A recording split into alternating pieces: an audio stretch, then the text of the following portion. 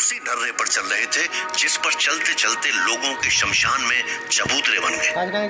वही रूढ़िवादिता अब तक इस गांव में थी और ऐसे न जाने और कितने गांव होंगे जहां पर इसी तरह की विचारधारा आज भी कायम है। समय बीता और लॉर्ड कंवर ने जब दोबारा खुशखबरी दी तो परिवार में उम्मीद जगी कि इस बार जरूर बेटा होगा। लेकिन ये लॉर्ड कंवर की बदकिस्मती थी या फिर ठाकुर भवानी सिंह के चेहरे पर खुशी इतनी जल्दी आनी नहीं लिखी हुई थी। ये तो सब विधाता का खेल था।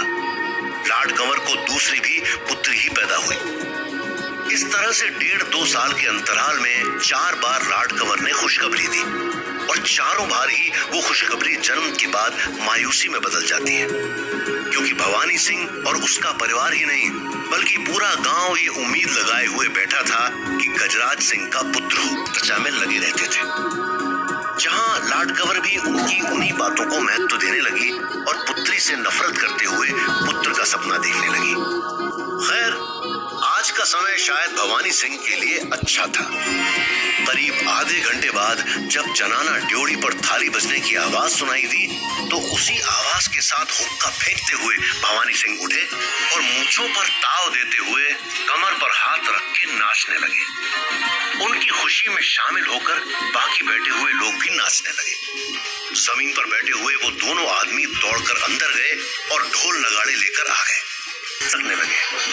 आवाज गांव तक पहुंची और रात्रि होने तक पूरे गांव में पक्की खबर भी पहुंच गई कि ठाकुर साहब के घर पर पुत्र का जन्म हुआ है। अगले दिन ठाकुर साहब ने गांव भर के लिए शाही भोज का इंतजाम कर दिया और हवेली को दुल्हन की तरह सजा दिया गया। पूरे गांव में भी सजावट की गई। रंग बिरंगी खुशबूदार फूलों से सारे रास्ते गलियारे सजाए गए और हवेली तक आने वाले गांव के सभी रास्तों पे फूल बिछा दिए गए। अगले दिन सुबह से शुरू हुआ शाही भोज का कार्यक्रम शाम तक चला और नजदीकी पड़ोसी गांव के जो लोग ठाकुर साहब को जानते थे और ठाकुर साहब की पंचायत के दूसरे गांव के लोग भी उन्हें बधाई देने के लिए आए और बदले में खुशबूदार लजीज पकवानों से अपना पेट भरकर वापस जाने लगे। संध्या होते होते सारे लोग हवेली से छटने लगे। हवेली में मंगल गान सुनाई देने लगा। ठाकुर साहब का चेहरा इस वक्त 30 वर्ष के नौजवान की तरह चमकने लगा और ठकुराइन के पैरों में तो जैसे पंख लग गए हों। वो उड़ने लगी। उधर लॉर्ड कंवर भी 10 सालों का इंतजार पूरा करके पुत्र प्राप्ति पर अत्यधिक प्रसन्न थी। रात्रि के समय महिलाएं जनाना ड्योढ़ी में मंगल गान गा रही थी और बाहर अतिथि गृह के सामने ठाकुर साहब अपने कुछ नजदीकी रिश्तेदार और परिवार के लोगों के साथ बैठे बातचीत कर रहे थे। हंसी ठहाकों की गूंज दूर दूर तक सुनाई दे रही थी और ब्रांडेड विस्की की स्मेल भी आ रही थी। अंदर बैठी महिलाओं में से एक ने कहा, क्यों ठाकुराइन, मैंने कहा था ना कि देवी माँ के नाम की राखी बांध दो। इस बार बेटा ही होगा। हुआ कि नहीं? हाँ, हुआ ही।